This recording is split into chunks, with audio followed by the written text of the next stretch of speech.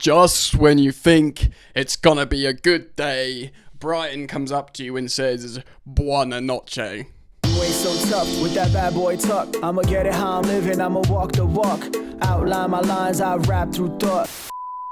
I mean, that was good. Good day, good night, tutto bene. Yeah, what's going on? Yes. I will talk to you about Chelsea loaning Facundo Buonanotte from Brighton.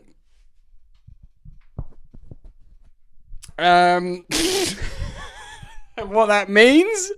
What we'll find out from, Ornstein, Romano. We can speculate. That's a bit of fun. And also, naturally, people are seeing this as maybe panic. Loan to apparently it's a loan to buy. I don't know. We can find out. But and people are speculating about the Cole Palmer injury. Of course, Enzo Maresca spoke. He's not available for tomorrow. We will see. Of course, Cole Palmer has not been called up for England. And then people are freaking out, and I want to react to that. I actually feel okay about everything. I know that might be hard to grasp. I don't necessarily think we're necessarily done. And also Gilchrist is gone as well. We can touch on that. I mean, we did just get a 5-1 away win. We've got a load of attackers, and Joao Pedro played really well in that role behind the striker. Maybe Nico Jackson stays, and you've got Delap and Jackson. We'll get into all of it today. Guys, strap yourselves in. Thank you as always for supporting the content. I am very grateful. If you want to support, just like and subscribe. If you're yet to subscribe, which many of you are, just consider it. If you're coming back and watching the content, why not subscribe? And I suppose if you have any of those hype points to spare, you can hype the video underneath the video, and it helps me out and supports me as a content creator in terms of channel growth and discovery. Righty-ho then, I'm going to read you what's being said on The Athletic, and then we can talk about the ramifications. Right, Chelsea are closing an agreement over a loan move for Facundo Buonanotte after Leeds saw their move for the Brighton and Hove Albion attacking midfielder collapsed. Leeds had a flight booked for Thursday, which is yesterday, to bring him to Leeds, but he never boarded. Dun, dun, dun. So maybe even yesterday we had this deal in the bag. Can I just say, Brighton. What is going on with Brighton? It needs to be investigated. Tony Bloom jokes about how we're his best customer at Brighton, and it's weird, bro. Look, thank you very, very much for Cucurella. He's absolutely different gravy granules. Thank you so much for Moises Caicedo. He looks mustard. And Joao Pedro looks like some other, good condiment as well. He looks very, very good. You can have Sanchez back. But we've had a great experience with Brighton on the whole, especially if we're not talking about coaching stuff. Even Levi Colwell's developmental loan there was very good. So it's not and Julio Enciso, who is gone to Strasbourg, who might come back to Chelsea, he may have even failed his medical. Apparently, he's failed his medical. I haven't actually covered that yet. I mean, that was a day or two ago, so we'll see what happens there. I don't know if it's done. I mean, do I really care? Honestly, no. I like what's going to be for the greater good of Chelsea, and if it's for good talents like Enciso going to Strasbourg for a bit. But to be honest, I'm more interested in looking at the likes of Penders. And to be honest, Kendry Pires there. I can take or leave Julio Enciso, completely. But the fact how we're being linked with that move and now Buonanotte is interesting. I'm going to speak about, obviously the Xavi Simons hype, the Fermin Lopez and all that. Let's just find out what's going on here. So of course, however, it's the Club World Cup champions, which of course Chelsea, who now seem poised to sign him. He was on loan at Leicester last season. Chelsea have been seeking an attacking midfielder, and we've had interest in Xavi Simons, who, by the way, before he went to Tottenham, He was waiting for Chelsea. You know, it's only, I know Tottenham fans will tell you it's a hijack, but it's only a hijack because the call was never made. But the question has to be posed, why? Why? Was it because Fermin Lopez was going to come? And it is understandably Chelsea fans freaking out. Have we gone from Xavi Simons to Fermin Lopez to Buonanotte? And if that's true, is that a disaster? Or is he a good young player being added to what looks like a pretty good attack anyway? Do we have...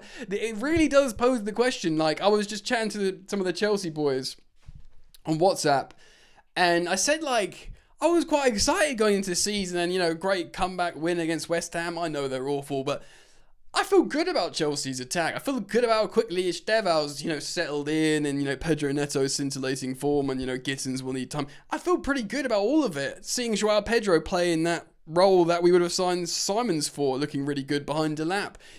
I feel good. And had we not been linked with any of these players in the first place, I just feel good. But I feel like I've been hooked in to the anticipation dopamine effect in my brain. So that we all get. I'm working in it. I'm freaking showing you the stories in my videos. I feel like I've been hooked in, so when it doesn't happen, I feel disappointed when nothing's actually happened. Do you know what I mean? Like, it's the football that counts.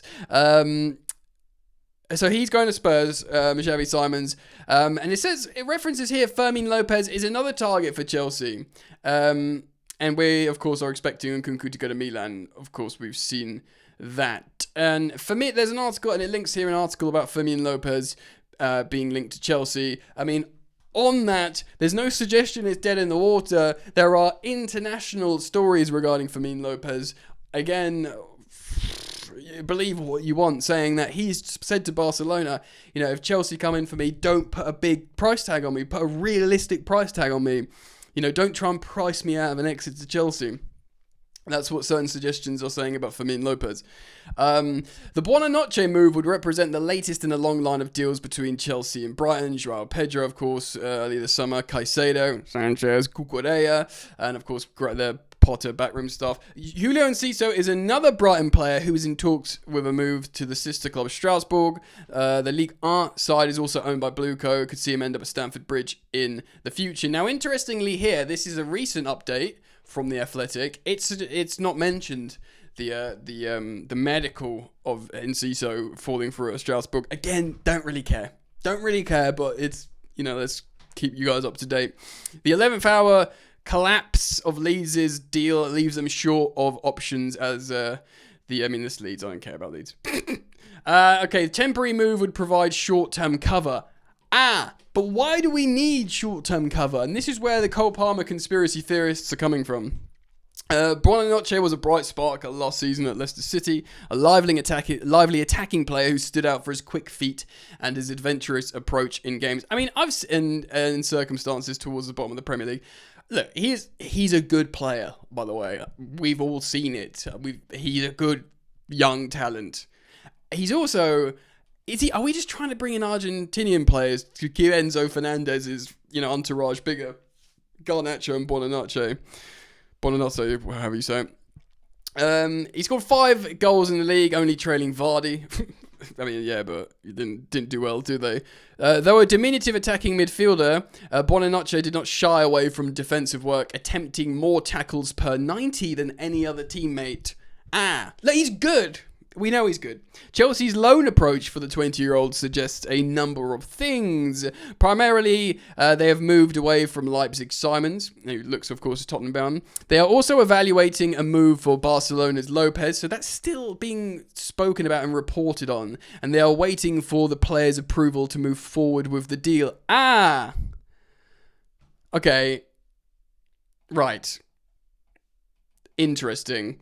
Buonanotte seems to be an alternative solution as Chelsea look to take some of the weight off Cole Palmer's shoulders. A player who can drift between the line, receive passes and help move the team forward while potentially keeping a space free for Kendry Paez after he returns from his loan spell at Strasbourg next year.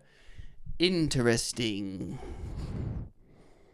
So Kendry, and this is The Athletic, okay? So...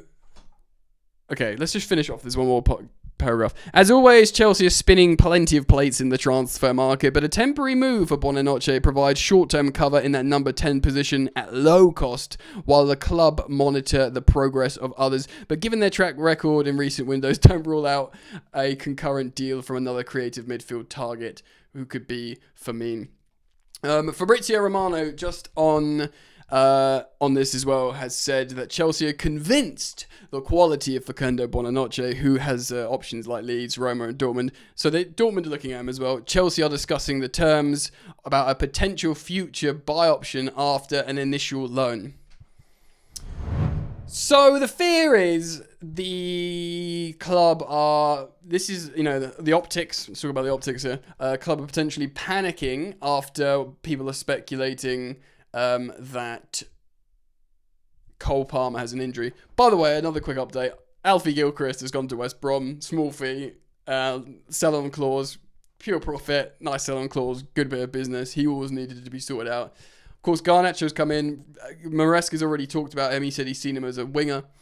He's come in as a left-sided winger. So the left wing is Gittins, Garnacho, and, Palmer's played well there. Pedro Neto's playing really well there. We're fine. We're fine on the wings, but this inside position, Buonanotte, let's just call him Buonanotte. I think that's how you say it.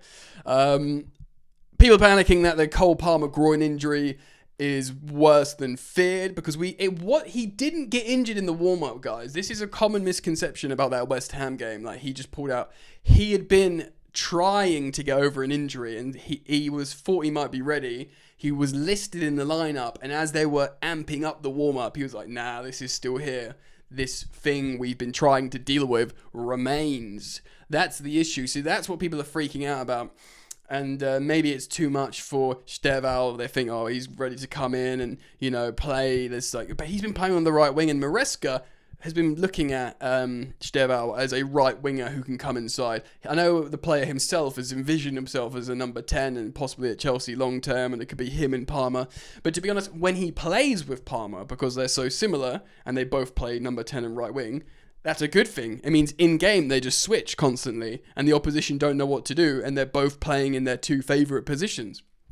So the fear, with a good cover all over, but the fear is, by some Chelsea fans online, is that maybe the Cole Palmer injury is, he's played so much football. Maybe this is like an aggravation of just red zoning him for England, Chelsea, Club World Cup, always plays every minute. You don't sub Cole Palmer, you just play him all the time. Maybe there's a little bit of, we've sort of done this now, we need to have players to alleviate. And players like Xavi Simons, I don't see him as quite as like a sort of creative-y player as Cole Palmer. Look, if you said to me, Yannick, who do you want, Buonanotte or Xavi Simons? I say Xavi Simons. We did a comparison to Fermin Lopez this morning. His numbers are very, very good. And if we are to believe the reports that Enzo Maresca has called him up on a multitude of times, speaking Spanish, trying to convince him to come to Chelsea, then great. He's a very talented player. He makes our squad better. But maybe we just sign Buonanotte. That would upset a bunch of Chelsea fans, but the truth is, at the end of the day, the window shuts in a few days. We've added 2 more attacking players to a team that's just scored 5 goals away from home. And a team that I think will score more goals, with Steval, Delap, Joao, Pedro looking really, really good. And also, what this might mean is, people are speculating also that this loan is to do with Nico Jackson maybe not going. I don't know if that's the case. But to be honest, if Nico Jackson does stay, I've been very consistent about this. I'd be fine with it. I'd be happy for us to sell him. I'd be happy for him to stay because he is a quality player that Maresca likes. And what would that mean if he stays? Say we don't sign a Fermin. Xavi Simons has gone to Tottenham. We don't sign a Fermin Lopez. What does that mean? Well, it means, say, if Jackson stays on top, it means we see like we saw at West Ham when we score 5 goals. Joao Pedro doesn't start as a striker. He starts as a player behind the striker, plays really, really well, 2 assists and a goal. And then you got those 2 conventional strikers in Delap and Nicholas Jackson. And Joao Pedro becomes that kind of Xavi Simons profile of player that you were considering before. So if you really take a deep breath and look at the the squad, I mean, it's fun signing new players. It's fun strengthening from a position of strength. But I don't think we're in desperate need of an attacking midfielder at the moment. I think although it would be exciting, it would be exciting. So there you go. Very interesting to hear the permutations about Kendry Pires from The Athletic there, suggesting, let me just tell you who wrote it. It is David Ornstein and Beren Cross who wrote that article. So, that's what's happening. I, of course, will keep you guys updated, so keep it locked to Football Therapy. Make sure you turn the notifications bell on when you subscribe, so you don't miss out any of my uploads. And if you want more non-Chelsea content, my takes on different footballing stories, it's Football Yannick on YouTube. Keep it locked. I have a feeling there's going to be a lot of content. Peace.